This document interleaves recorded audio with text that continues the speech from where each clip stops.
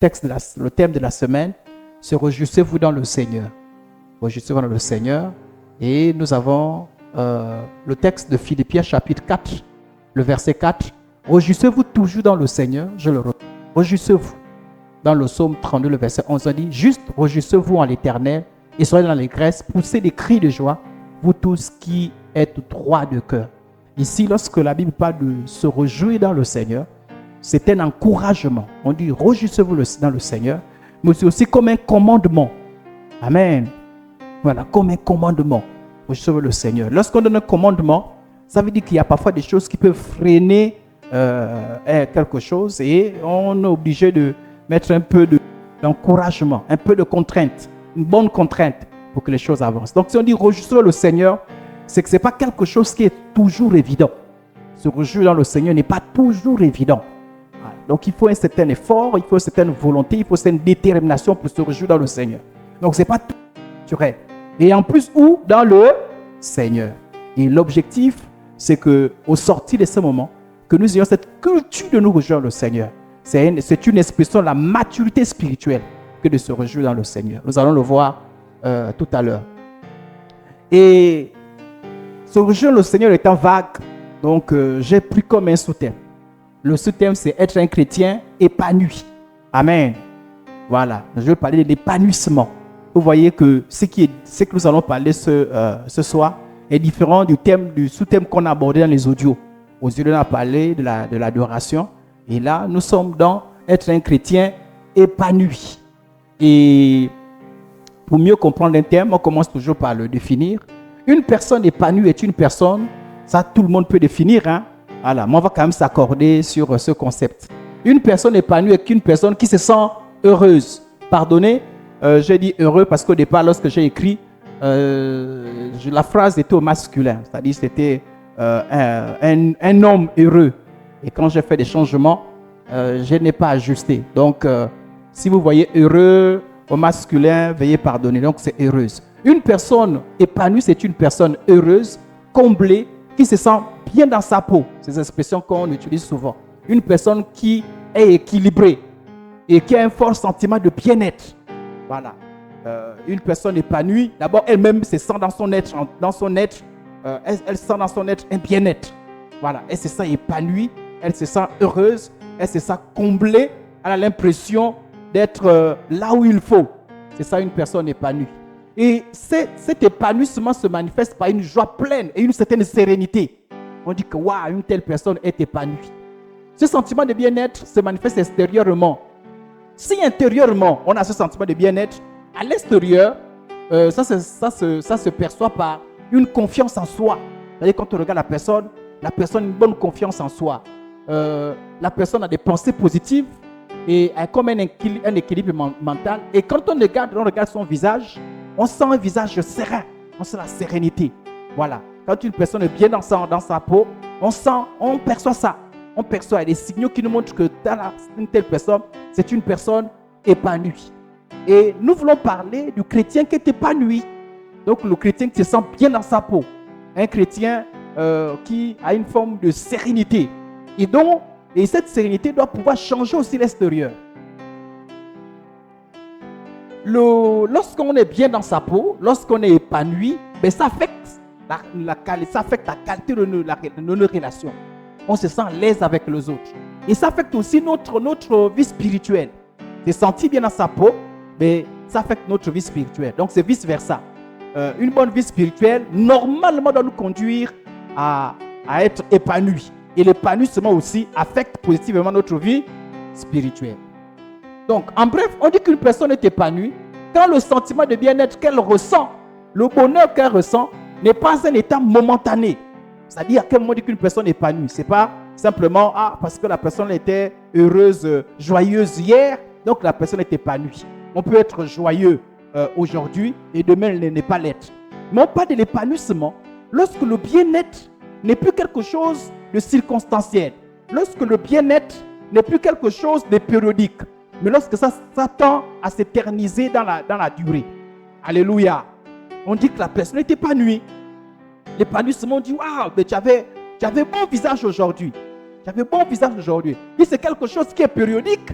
quelque chose qui étonne. Ah bon, contrairement aux autres jours, aujourd'hui, vraiment, on sentait que tu étais rayonnant, ou bien tu étais rayonnante. Mais si c'est juste quelque chose de périodique, alors on n'est pas une personne épanouie. L'épanouissement, c'est quand la chose tend à perdurer dans la durée. L'épanouissement, c'est quand la chose tend à perdurer malgré les circonstances. J'ai l'impression qu'on comprend un peu ce que je suis en train de dire. Donc une personne épanouie n'est pas elle. On ne parle pas d'épanouissement d'un jour. On ne parle pas d'épanouissement d'une semaine. Mais d'un état qui perdure. D'un état qui semble se généraliser. Amen, amen. Et nous voulons être des chrétiens épanouis. Et cette année, nous allons revenir sur ce sujet parce que nous voulons des chrétiens épanouis. L'homme a un vrai besoin, pour mieux comprendre notre thème, là on était seulement dans les définitions, l'homme a un vrai besoin d'épanouissement et de bonheur. Pourquoi? L'homme a été créé dans une atmosphère paradisiaque, dans le jardin d'Éden. Au commencement, l'homme vivait dans un bonheur parfait. Lorsque Dieu a créé Adam et Ève, les deux étaient dans le jardin. Hein? Tout était parfait. Il n'y avait pas de maladie. Il n'y avait pas de souffrance. Tout est correct. Et l'homme a été créé dans cette atmosphère-là. Et l'homme aime cette atmosphère paradisiaque. Et l'homme aime cette atmosphère de bonheur. Genèse chapitre 2, verset 8 dit, « Puis l'Éternel Dieu planta un jardin en Éden du côté de l'Orient et il y mit l'homme qu'il avait formé. » Genèse chapitre 2, 15 dit, « L'Éternel Dieu prit l'homme et le plaça dans le jardin d'Éden pour le cultiver et pour le garder. » Lorsque Dieu crée l'homme, il le crée dans le jardin, dans le paradis. Hein, parce que le jardin d'Éden est assimilé au paradis. Tout est parfait, tout est beau. Malheureusement pour l'homme, suite au péché, suite à la chute, l'homme fut chassé du jardin et perdu le bonheur. Alléluia. L'homme s'est retrouvé malheureusement dans un environnement hostile. Et l'homme sait au fond de lui qu'il y a quelque chose qui lui manque. Alléluia. Pour être heureux, pour être épanoui, il y a quelque chose qui lui manque. Il y a quelque chose qui lui manque. Et l'homme recherche ce bonheur-là. Mais l'homme ne sait pas ce qui manque. Mais l'homme ressent au fond de lui, il y a quelque chose qui manque. Il y a quelque chose qui n'est plus correct, qui n'est plus comme avant. Et l'homme recherche cette chose-là. La Bible dit dans Genèse chapitre 3, verset 24, c'est ainsi qu'il chassa Adam et il mit à l'orient du jardin des chérubins qui agitent une épée flamboyante pour garder le chemin de l'arbre de la vie. Lorsque l'homme a péché, il fut chassé du jardin et perdit ces sentiments de bien-être, ces sentiments de plénitude. Aujourd'hui, l'homme est à la recherche de ce bonheur perdu. Il cherche ce bonheur dans des choses de ce monde. Argent, sexe, boisson, fête, bien, etc. Alléluia. Donc l'homme cherche de combler quelque chose. Je pense que ça nous a été dit dimanche un peu. Le pasteur Herblaine nous a essayé de dire quelques paroles là-dessus. Donc l'homme a la recherche de quelque chose. Le problème, c'est que l'homme n'est pas capable de définir ce quelque chose. Donc l'homme cherche le bonheur. Le tout, vous allez voir que même, en fait, si vous interrogez les païens, tout le monde cherche à être heureux. Tout le monde cherche le bonheur. Dans l'argent, c'est le bonheur qu'on cherche. Dans la boisson, c'est le bonheur. On cherche quelque chose qui nous fera plaisir. Amos 6, verset 13 dit, vous vous réjouissez de ce qui n'est que néant. Vous dites, n'est-ce pas pour notre force que nous avons acquis de la puissance? Ce qui m'intéresse, vous réjouissez de ce qui n'est que néant. L'homme cherche, mais l'homme ne sait pas où chercher. Parce qu'il ne sait même pas qu'est-ce qu'il cherche. Mais il sait qu'il a un besoin au fond de lui. Alléluia. Donc il cherche. Mais ce besoin-là, il cherche parce qu'il veut avoir le bonheur, il veut se réjouir. Et d'ailleurs, dans la vie de tous les gens, on dit, je cherche aussi mon bonheur. Voilà, tout le monde va atteindre le bonheur. Mais c'est quoi le bonheur? Ecclésiaste chapitre 2, le verset 10, verset 11. Voilà quelqu'un aussi qui cherchait le bonheur, qui cherchait l'épanouissement. Et aussi nous, les chrétiens, parfois nous aussi, nous cherchons un certain épanouissement. Mais aujourd'hui, on voit des chrétiens qui normalement devraient être épanouis, mais ne le sont pas épanouis. Nous allons voir pourquoi. Pourquoi ce contraste-là? Et ce n'est pas correct que les chrétiens ne soient pas épanouis. Ce n'est pas correct. Et nous allons le voir. Et le commun de mortel pense que à l'église, les chrétiens ne sont pas épanouis. Et parfois, certaines personnes ne veulent pas se convertir parce que je n'ai pas envie d'être chrétien. Parce qu'être chrétien, c'est morose, c'est fade, c'est pas joli. Moi, je ferai dans le monde. Dans le monde, c'est l'épanouissement, c'est la joie, c'est le bonheur. Pourquoi? Pourquoi ça? Nous allons voir un peu. Mais l'homme, de façon générale, cherche le bonheur un peu partout. Ecclésiaste 10, verset 11. Tout ce que mes yeux avaient désiré. Parce que son cœur désirait des choses. Et il estimait, pour lui, il pensait que en laissant son cœur, en satisfaisant tous les désirs de son cœur, il trouverait le bonheur. Aujourd'hui, on voit des gens comme ça. C'est-à-dire que tout ce que son cœur lui dit, il le fait. Tout ce que son cœur lui le fait. Et quand il le fait, il pense trouver le bonheur. Tout ce que mes yeux avaient désiré, je ne les ai point privés. Je n'ai refusé à mon cœur aucune joie. Vous voyez l'expression? Aucune joie. Parce que pour lui, je recherchais la joie. Donc, son cœur lui disait que la joie, c'est l'argent, et il était dans l'argent. Si son cœur lui disait que le bonheur, la joie, c'est la sexualité, mais il se jetait à l'intérieur. Si son cœur lui disait que c'est la boisson, il se jetait à l'intérieur. Tout ce que son cœur désirait est à l'intérieur. S'il dit c'est la maison, c'est la maison. Voiture, voiture. Et il s'est dit, il avait le pouvoir, hein, c'est Salomon qui a écrit ça. Il avait les capacités de satisfaire tous les besoins de son cœur. Et lui le faisait en recherchant un bonheur. Vous savez, parfois nous on se dit, ah, ça va être telle chose et je serai heureux. Je serai le plus heureux, telle chose. Mais parfois les gens qui ont ces choses-là ne sont même pas heureux. Nous pensons comme ça parce que nous n'avons pas. Amen. On pense qu'on sait parce qu'on n'a pas. Mais ceux qui les ont ne sont pas heureux. Parce que ces choses-là ne comblent pas le cœur. Amen. Il dit, je ne pourrais priver. Je n'ai refusé à mon cœur aucune joie. Car mon cœur prenait plaisir à tout mon travail. Lui, il s'est jeté dans le travail. Il s'est dit, et vous avez des gens comme ça là, le travail c'est leur vie. Ils veulent trouver le plaisir à l'intérieur. Et c'est la part qui m'est revenue. Puis j'ai considéré tous les ouvrages que mes mains avaient faits et la peine que j'avais prise à les exécuter. Et voici tout n'est que vanité et poursuite du vent. Il arrive à une conclusion. Il dit vraiment, je n'ai rien privé. J'ai fait tout ce qu'il fallait faire. Je me suis dans le travail. Je me suis dans les biens de ce monde, dans les trésors. J'ai bu, j'ai fait des orgies. J'ai fait tout ce que la chair me commandait de faire. Et je me suis rendu compte, tout est. Et poursuite du, il n'y a aucun avantage à tirer de ce qu'on fait sous le soleil. Je me rends compte que sur la terre, il n'y a rien qui donne le bonheur. Ecclésiaste 2:1 dit, c'est toujours le même, qui le dit dans le texte, dans le chapitre 2, le verset 1. J'ai dit à mon cœur, vous voyez, il a dit, j'ai dit à mon cœur, allons, je te prouverai par la joie, et tu goûteras le. Et voici, c'est encore là une vanne. Il y a des gens qui prêchent l'évangile, hein. On prêche l'évangile, non, laissez ma vie. C'est ma vie. Parce que vous vivez dans une compagnie de boîte de nuit, c'est pas, je vais faire ma vie. Boîte de nuit, tout ça là. Et parfois, il y a des gens qu'on laisse d'abord faire. On laisse, on dit, ah, pasteur, va d'abord faire, peut-être tu auras le bonheur. Peut-être tu trouveras. Mais quand tu te jettes à l'intérieur, il n'y a rien de bon à l'intérieur. Rien de bon. Et il y a parfois certaines personnes qui disent, vraiment, je suis fatigué. J'ai fait, et parfois quand tu vois les plus jeunes dans ces choses, ils disent, mais moi j'ai fait toutes ces choses-là, je ne veux trouver. Mais le propre de l'homme, c'est toujours de chercher, de s'entêter. Surtout que la chair ment.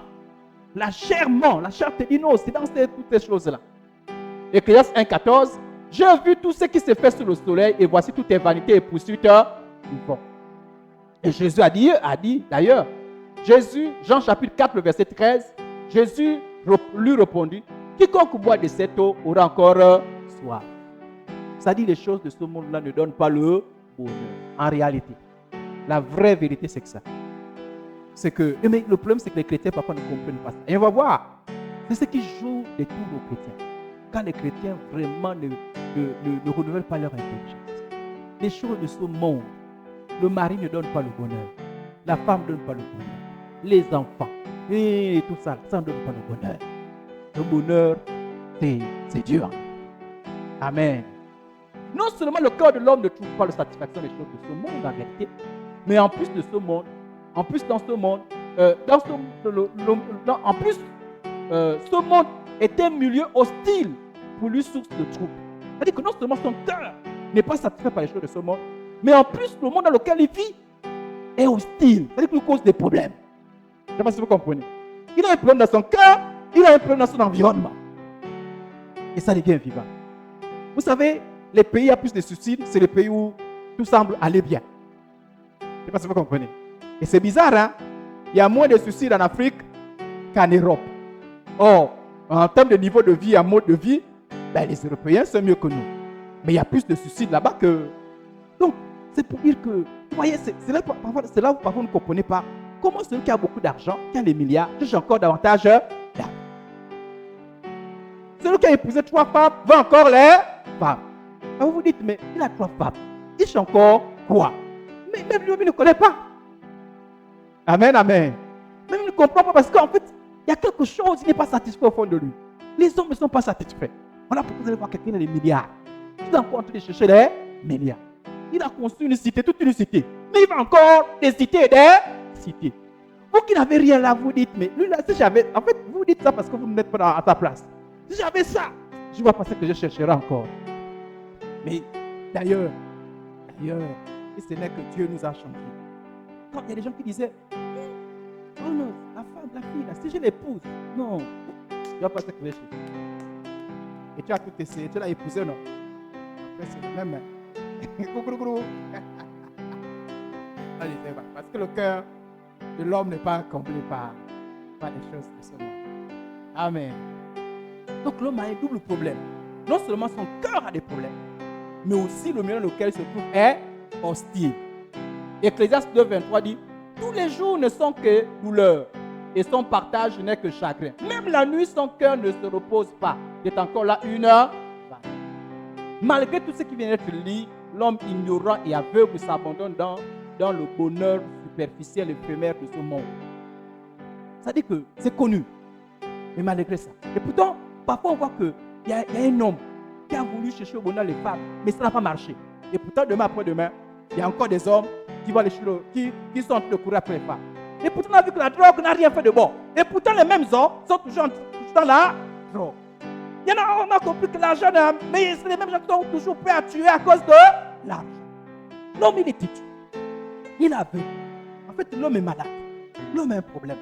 Mais de façon générale, hein, tout ce que vous voyez courir là, c'est le bonheur. Hein. Une fois, je me suis retrouvé à Franceville et j'étais à Potos. Je ne sais pas, parfois, c'est parfois comme ça, vous savez, le Saint-Esprit, parfois le Saint-Esprit vous parle un peu. J'étais à Potos, je sais pas si je suis allé. Et c'est comme si on m'avait figé là, au milieu de Potos. Et j'ai regardé un peu Potos. Je vois des gens qui étaient pressés. J'ai regardé. Et le monde est bizarre. Hein? Tout le monde, chacun de chercher, comme on dit ça, bonheur. Chacun. J'ai dit, mon Dieu. Là, c'est tout le monde court, tout le monde marche. Après la nuit, on dort un tout petit peu. Le lendemain, on se réveille. On a la même chose. Et du 1er janvier au 31 décembre, les années ne font que passer. La vieillesse arrive. On est toujours en train de courir. Pour arriver où? Après, on meurt. Ça, c'est... Voilà. Vous voyez, non? L'homme est en train de chercher les choses. Si nous comprenons ça, nous sommes heureux. Alléluia. Et cet homme qui cherche les choses éphémères là semble épanoui dans ces choses. Ah oui, il y en a certains qui, contrairement à ce qu'on croit, c'est-à-dire qu'ils semblent être épanouis.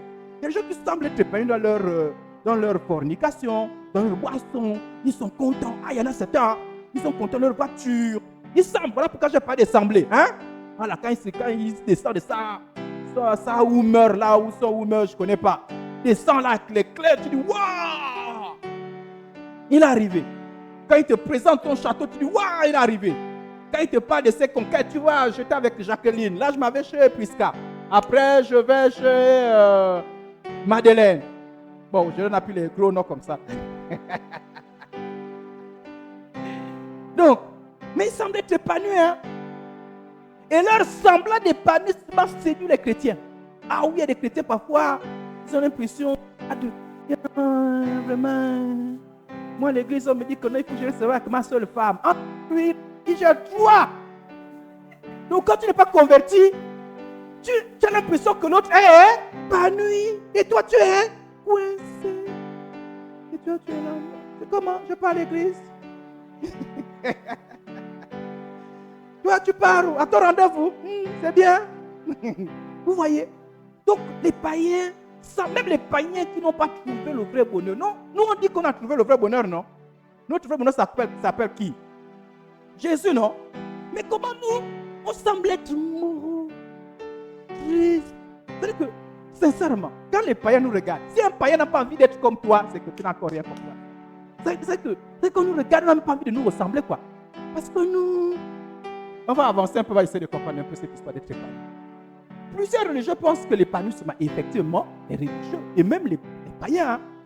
Et c'est là où le chrétien, voilà pourquoi Dieu dit, réjouissez-vous. Pourquoi? Parce que quand on n'apprend pas à se réjouir dans le Seigneur, on fait du mal aux païens aussi qui nous regardent. Parce qu'on donne l'impression que, c'est nous qui donnons aux païens l'impression que la vie chrétienne n'est pas bonne. Regardez, dans les milieux où les chrétiens sont épanouis, les païens veulent ressembler aux chrétiens. J'ai vu le chrétien vraiment, il était bien, il n'avait pas de problème. Moi, je fais les bagarres tous les jours avec ma femme. Moi, je tous les jours les caniveaux, malgré mes problèmes. Quand j'ai vu, il est bien. Il prend ses enfants, il porte à l'église, il venait dans les louanges. Quand j'ai vu ça, je dis, il faut que je lui ressemble. Vous voyez? Pourquoi? Parce que son épanouissement a donné envie de lui ressembler. Mais si c'est un chrétien qui est Alléluia, Alléluia. Oh Dieu, à quand mon histoire?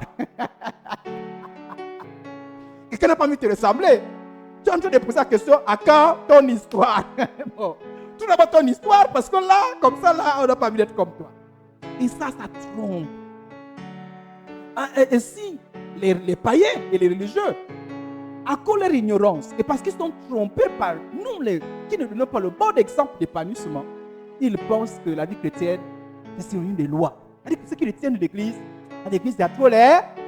C'est-à-dire que pour eux, l'église, c'est les lois. Les lois, tu ne bois pas, tu ne fumes pas, tu ne danses pas. Voilà ceux qui retiennent de Dieu. Voilà, c'est les lois.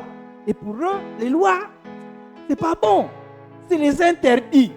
C'est pénible. C'est-à-dire qu'on te complique la vie. Et là-bas, parfois, tu viens, on te dit péché, péché, péché, péché. C'est une culpabilité. Voilà ce qu'on retient. Non, là-bas, c'est trop de privation. C'est-à-dire que tu ne bois pas, tu ne fumes pas, tu ne vas pas en boîte de nuit, tu ne fêtes pas, tu ne fais pas ceci. Et les gens n'ont pas envie. Non, vous êtes trop. Voilà ce que les gens retiennent de la vie chrétienne. Mais qui donne cette impression-là? C'est nous. Et je vais vous expliquer pourquoi on a cette impression-là. Si on n'a pas le temps, on continuera dimanche. Amen. C'est nous qui donnons cette impression-là. Mais nous autres, parce que par maladresse, parce qu'on n'a pas compris quelque chose. Voilà pourquoi je vous ai dit tout à l'heure, dans le début, qu'on dit, réjouissez-vous dans le Seigneur. On donne l'ordre. On dit non, bougez quand même. Il y a des choses qui ne vont pas. On donne un mauvais message. On renvoie un mauvais message. Et vous allez voir, il y a des chrétiens qui n'ont pas renvoyé un mauvais message. Qui ont renvoyé un bon message. Et à cause de ce bon message-là, de croyants, je vais dire, à cause de ce bon message que je vais donner dans la Bible, à cause de ce bon message-là, les gens n'ont pas perçu la relation avec Dieu comme des privations, comme des lois, comme des interdits. Non, ils ont vu un œil, ils ont vu épanoui. Amen, amen. Les chrétiens doivent sortir des fausses conceptions et ne pas donner aux personnes ces fausses images de la vie chrétienne, car ça ne correspond nullement à la réalité de la vie en Christ. La vie en Christ n'est pas ce que nous montrons. Et ça nous revolte. Ce n'est pas normal. Parce qu'effectivement, si la vie chrétienne est morose, nous on vient faire quoi ici? Je ne sais pas si on a compris. Si nous on est là dans nos histoires, ça on fait quoi? La vie chrétienne n'est pas morose. Est-ce qu'on peut être chrétien épanoui? C'est un peu comme la conception que les gens avaient à l'époque, que la vie chrétienne égale pauvreté. C'est-à-dire que les chrétiens sont les pauvres. Non! Un chrétien peut être riche. Alléluia! Ah oui! Je voudrais vous dire, si vous avez la possibilité, vous avez l'opportunité de vous enrichir, enrichissez-vous. Il n'y a pas de mauvais, il n'y a pas de... Il ne faut pas dire non. Ma femme, non. Il faut qu'on bloque là. On sent que l'argent rentre trop. Il faut qu'on bloque. Parce qu'on doit rester dans la pauvreté. Non. Enrichissez-vous. Amen, amen. Mais si c'est possible, ne vous interdisez pas. Alléluia. Il n'y a pas. Mais à l'époque, on a l'impression que non. Chrétien égale pauvreté. Pasteur égale pauvreté. Non. Un pasteur. C'est les voitures. Mais qui est les voitures? C'est une grande maison. C'est une grande maison. Alléluia.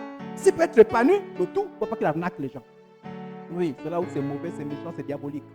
On n'arnaque pas les gens. C'est-à-dire que tu ne t'arrives pas au détriment, en appauvrissant les autres. Ça, ce n'est pas correct. Amen, amen. Mais sinon, il peut être épanoui. C'est la même chose le chrétien. Le chrétien peut être épanoui. Et au sortir de cet enseignement-là, j'aimerais voir les chrétiens de Bible être épanouis. Pas les chrétiens qu'on regarde, non, on se dit, vraiment, c'est même le païen a envie de prier pour toi, quoi. Courage. Mais non. Comment? Qu'est-ce qui fait que les chrétiens ne sont pas épanouis? Qu'est-ce qui fait que les chrétiens ne sont pas épanoui? Premièrement, quand on confond la tristesse selon Dieu, la tristesse selon le monde, on tombe dans les travers. Regardez. Parce qu'en fait, on a dit que l'épanouissement, c'est quand tu es serein, c'est quand tu sais combler, c'est quand tu as la joie. Mais le chrétien donne l'impression que non, je ne suis pas en joie parce que à l'église, c'est la tristesse. Et il faut d'abord expliquer cette histoire de tristesse. Et la tristesse sans le Seigneur. Oui, à l'église, c'est une forme de tristesse. Oui. Mais cette tristesse-là n'est pas comme la tristesse du monde.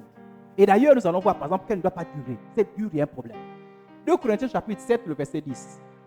2 Corinthiens 7, le verset 10. En effet, la tristesse selon Dieu, la tristesse selon produit une... Son objectif, c'est quoi? C'est d'amener les gens à se repentir. À salut. Dans la repentance pour le conduire où c'est au salut. Donc on ne se repent pas jamais. C'est-à-dire que quand on est sauvé, on ne regrette pas ce qui s'est passé. Je ne sais pas si on a compris. On ne regrette pas.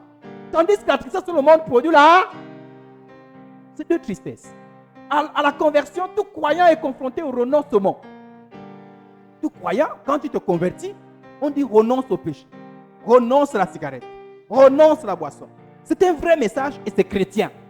Et on demande de mourir en soi. On dit renonce à l'orgueil. Toi qui étais dans la prétention, on te dit sois humble. À l'époque, tu disais, hé, on ne me salue pas comme ça. Voilà, moi quand me saluer, il faut... Mais on te dit désormais tu es humble. À l'époque, quand tu t'asseyais, il fallait VIP. Moi, on te dit non, à l'église, pas besoin de VIP. C'est que tu trouves, tu t'assois. Donc tu meurs en soi. Ton orgueil tombe. Alléluia.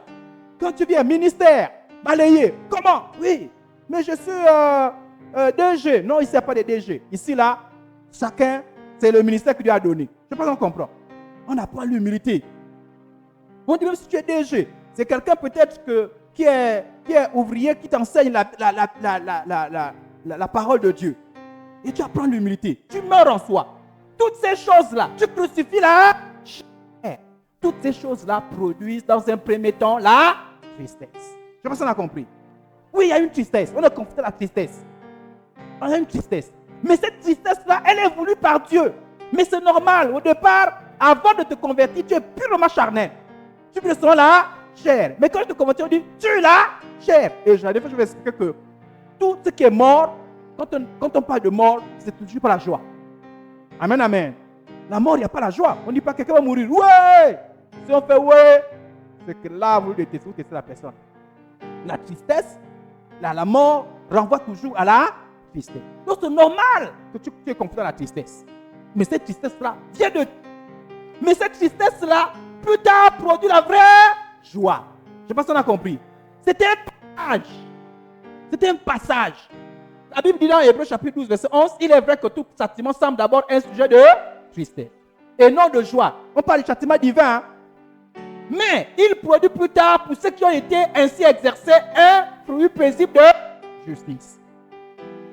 Donc, normalement, quand tu es converti, tu ne peux pas continuer à être triste. C'est-à-dire que si la tristesse, c'est-à-dire que quand tu t'es converti, si après 1 mois, 2 mois, 3 mois, c'est-à-dire que tu es toujours en train de te plaindre, c'est-à-dire que tu regrettes toujours ce que tu as abandonné à cause du Seigneur, c'est qu'il y a un problème, tu ne t'es pas converti. Je ne sais pas si on a compris. Et c'est quand on est dans cet état-là qu'on sème la confusion. C'est nous qui renvoyons ce mauvais message. On a l'impression que quand l'église, tu pars, tu as la tristesse. Non. La tristesse qui vient de Dieu, elle vient, c'est pour te transformer. C'est parce que la chair va être crucifiée. Il y a le renoncement. Mais normalement, la suite logique, c'est quoi? La joie. Amen, amen. Normalement, ce n'est que... C'est pour... tu quittes un endroit à un autre. Mais tu peux rester à l'intérieur. Mais c'est ce qui reste à l'intérieur qui renvoie le message. Mais si tu restes à l'intérieur, là, il y a un problème. Il y a quelque chose qui cloche. La tristesse que de Dieu est pour un temps. On est ensemble? C'est pour un temps, non? Ça va disparaître. Et qu'est-ce qui prend la place? Qu'est-ce qui prend la place? Amen, amen. Donc, normalement, les gens n'ont pas toujours constaté la tristesse. C'est pour un temps. Ce que les gens doivent voir, c'est la joie. Mais si après des années de conversion, on voit toujours la tristesse, mais tu fais peur. Ça veut dire que la tristesse devient ton caractère. Tu es triste pourquoi? Ah, je ne bois plus. Je ne fume plus. Normalement, c'est un passage. Parce que la chair, au départ, tu ne comprenais pas. Quand le Saint-Esprit te renouvelait l'intelligence, tu finis par comprendre. Regardez, lorsque je vous ai dit quand je me convertissais, lorsque me disait musique mondaine, je ne comprenais pas pourquoi il fallait abandonner la musique mondaine. Au départ, c'était un sujet de tristesse pour moi. Mais le Seigneur, au départ, c'était abandonne. Je ne comprenais pas. Mais j'ai abandonné d'abord par obéissance à Dieu. Plus tard, j'ai compris. Est-ce que vous voyez? C'est-à-dire que j'ai compris. On ne me force plus. Mais c'est-à-dire que je comprends. Si j'avais toute compréhension, je ne me souviens jamais, j'étais à l'intérieur. Mais comment se fait-il que toi, tu es dans la tristesse? Si tu es dans la tristesse, c'est qu'il y a quelque chose que tu n'as pas compris. Et tu renvoies un mauvais message. C'est comme un enfant qu'on blâme pour aller à l'école. On le blâme, va à l'école, va à l'école. Quand il n'a pas compris, c'est comme du forcing. Je ne sais pas si vous comprenez. Mais quand il gagne, par exemple, son CEP ou son BPC, il est content, non? Ce qu'on retient, c'est quoi? Ce n'est pas les blâmes. Ce n'est pas le forcing. Puisqu'il a pris conscience, c'est la joie. Mais là, c'est lui qui dit aux autres, non, mais l'école, c'est bien. Hein? C'est la joie. Mais imaginez que cet enfant vient encore dire, l'école, c'est mauvais. Vous comprenez que cet enfant n'a pas compris. Donc, si l'image qu'on renvoie, c'est la vie chrétienne, c'est la tristesse, c'est nous qui renvoyons ça, qu'il y a quelque chose qu'on n'a pas compris. Je vous donne un texte déjà. Écoutez, je vous donne un texte. Daniel. Regardez Daniel. Et aujourd'hui, on va s'arrêter là pour aujourd'hui. Daniel chapitre 1, le verset 11, le verset 15. Alors Daniel dit à l'intendant à qui le chef des eunuques avait remis la surveillance de Daniel, de Anania, de Miskaël et d'Azaria. Éprouve tes serviteurs pendant 10 jours et qu'on nous donne des légumes à manger et de l'eau à boire. Tu regarderas ensuite notre visage et celui des jeunes gens qui mangeaient les mains du roi et tu agiras avec tes serviteurs d'après ce que tu auras vu. Je pense qu'on a compris. Ils arrivent, Daniel, on les a mis dans un pays étranger et ils sont choisis parce qu'on trouve qu'ils sont quand même intelligents, on trouve qu'ils se distinguent. Et quand on les choisit, on les amène au palais. Et David et ses 3 amis sont des croyants. Ils croient à Yahweh, ils croient à Dieu. Et on les demande de manger de la nourriture qui, au regard des autres, c'est la bonne nourriture. C'est la viande. Vous imaginez qu'on nous prend, on nous amène la queue. Hein? Devant tes feuilles de tarot. Et le mayara. Nous, on apprécie mayara quand ça fait longtemps que tu as mangé mayara. Mais quand tu manges ça tous les jours, par rapport à la queue, il n'y a pas match. Tu choisis la queue. Un carton de mayara, permettez si c'est possible, contre un carton de queue. Si tu reviens, un seul Sandrine. On te dit, pour 10 000, tu as soit un carton de mayara ou un carton de queue. Et tu arrives, tu as Dimitri, j'ai pris le carton de mayara. J'imagine. Que mon téléphone va sonner. Pasteur. Regarde ce que Sandrine a fait. Donc voici les 3 amis. Les 3 amis, on les offre des mets succulents du roi. Mais ils savent que c'est des aliments souillés. Et à côté, on les présente les légumes. Donc, légumes, bon. Mais par obéissance à Dieu. C'est pas évident. Le choix n'a pas été évident. Hein? Voilà, c'est pas évident. C'est pas tant que la viande était mauvaise. Non, c'est que cette viande-là était mauvaise. Parce qu'elle était consacrée aux idoles. Je ne sais pas si on a compris. Mais comme les légumes n'étaient pas trop peut-être les mets préférés du palais, mais les légumes n'étaient pas trop, il n'y avait pas de rituel autour des légumes. Ils ont dit, donnez-nous les légumes. Et ils ont dit, venez après nous observer. Vous allez voir, entre ceux qui mangent la viande et ceux qui mangent les légumes, ceux qui sont épanouis. Je ne sais pas si on a compris. La Bible dit, on dit, tu regarderas ensuite notre visage et celui des jeunes qui mangent les mets du roi et tu agiras avec tes serviteurs d'après ce que tu auras vu. Il dit, si tu viens, tu vois que nous on est moribond, on est faible, rien ne va. Fais ce que tu veux. Ils ont dit ça à l'intendant, ceux qui étaient chargés de les garder. Ils disent, tu vois qu'on est, tu peux nous forcer. Ils ont dit, mais pour l'instant, pardon, laisse-nous faire notre choix. Maintenant, après quelques jours, tu viens, tu vois que notre santé ne va pas. Nous, on est tristes. Tu feras ce que tu veux. Viens. Et ceux qui étaient chargés de veiller sur eux a dit, ok, après je viendrai vous regarder. Et quand il est arrivé, 14, il leur accorda ce qu'il leur avait demandé et les éprouva pendant 10. La tristesse selon Dieu ne dure qu'un petit temps. C'était éprouvant. Et quand il est venu, au bout de 10 jours, ils avaient un meilleur visage. Quand on arrive, vraiment, ils sont épanouis. Vraiment, ils sont joyeux. Ils sont sereins. et plus d'embonpoint que tous les jeunes qui avaient mangé le mets du roi. Il a dit non, faites ce que vous voulez. Je suis d'accord avec vous. C'est vraiment là, vraiment, vous m'avez convaincu que votre choix est le meilleur. Je ne sais pas si vous comprenez ce que je suis en train de dire. Ce que je vous dis, c'est que si au départ, quand on vient à la vie chrétienne, il y a certaines choses, on tue la chair. On crucifie la chair. On demande le renoncement. On demande l'abandon. Ça fait mal. Au départ, c'est normal. Vous voyez, non? Mais on dit aux gens, venez nous observer plus tard. Venez dans 1 an. Venez dans 5 mois. Venez dans 3 ans. Et venez nous regarder. Voilà pourquoi je dis, quand tu te convertis, si après 5 mois, 1 an, 3 ans, tu es toujours dans... vraiment, les autres qui vont danser. Il y a un problème chez toi. Il y a un problème chez toi. Il y a un problème, il y a quelque chose qui cloche. Vous savez, moi je crois, et je vais vous le dire, ils n'ont pas été le meilleur visage, pas parce que les légumes ne forcément le meilleur visage, hein, même si les légumes ont des vertus hein, par rapport à la viande, mais c'est parce que tu étais dans cette histoire. Je ne sais pas si on a compris. C'est-à-dire que si tu n'es pas épanoui, on se demande si ton histoire-là, Dieu est à l'intérieur. C'est-à-dire que tu t'es privé, est-ce que Dieu est à l'intérieur? Parce que si tu te prives, tes propres privations, c'est normal que tu sois... Mais si tu es à l'intérieur, ça veut dire que Dieu là, il t'a pris pour te mettre dans la tristesse. Je ne sais pas si on a compris. Ça veut dire que Dieu là, il te met dans la tristesse. Eux, ils ont mis Dieu de... Ils l'ont fait à cause de Dieu. Alléluia. Ils se sont pris à cause de Dieu, leur foi. Et à cause de leur foi, il a dit, venez nous regarder. Normalement, les chrétiens, on les regarde. On te regarde, oui, mais tu ne danses plus comme nous, tu ne bois plus comme nous, tu ne fumes plus comme nous. Tu leur dis seulement, regardez-moi. Vous allez voir si ma vie se épanouie ou pas. Est-ce que tu es capable de dire ça que faut me regarder? Parce que si on te regarde, on voit que tu es épanoui. On voit que vraiment la joie, c'est... On aura envie de te... On aura envie. Les gens seront convaincus. Il y a du bon là où il est parti. Mais si on te regarde, ça dit qu'on sent que tu regrettes quoi? Comme les Israélites qui disaient, ah là-bas en Égypte, on mangeait nos choses, mais ici, là... Mais vous savez pourquoi ils sont restés longtemps dans le désert, non? Parce qu'ils n'ont pas fait quelque chose. Leur cœur était dur. Il n'est pas normal qu'on soit moribond. Si c'est moribond, c'est un piège. Tu as envie de venir dans une église où quand on regarde les chrétiens, ils ne sont pas épanouis. Toujours avec les problèmes. Ah, tu me vois là. Tu as envie de venir chez toi? Personne.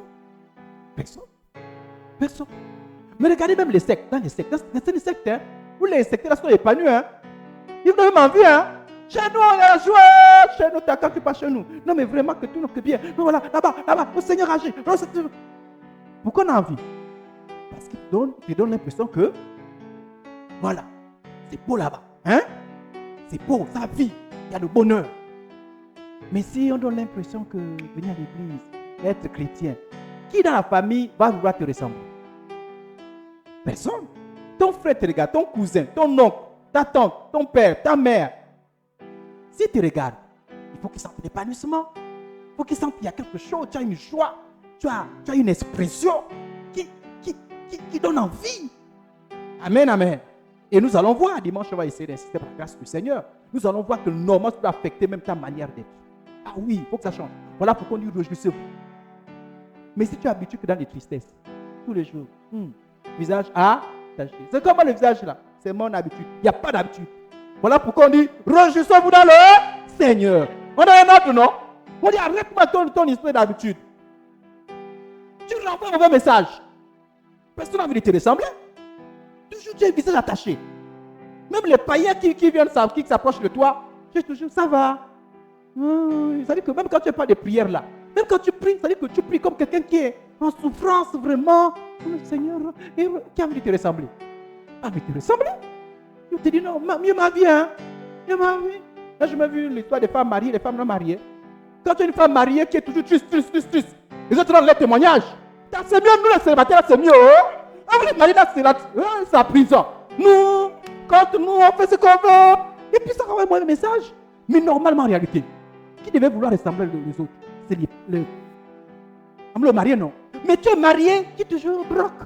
Non, c'est dur. Personne n'a envie de ressembler.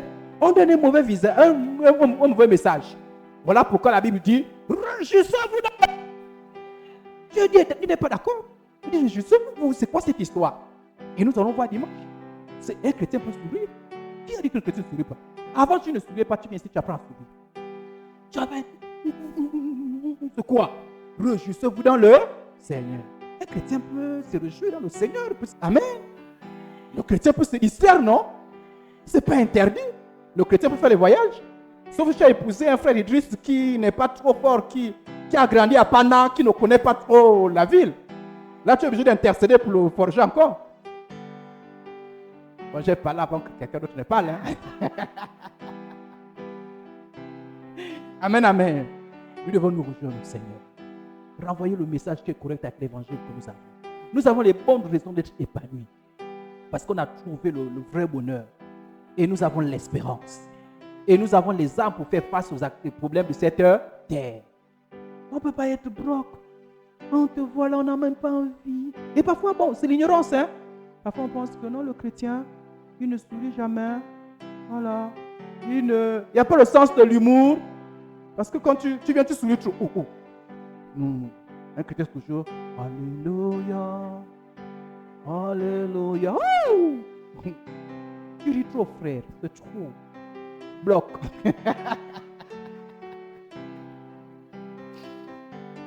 Amen, amen. Que le Seigneur vous remplisse. Réjouissez-vous dans le Seigneur. Prions le Seigneur et rendons les actions de grâce. Mon Père, mon Dieu, merci pour cette petite exhortation. Nous prions que tu nous aides. Tu nous aides à comprendre les enjeux en ce qui concerne se réjouir dans le Seigneur. Tu ne veux pas nous... Jesus Christ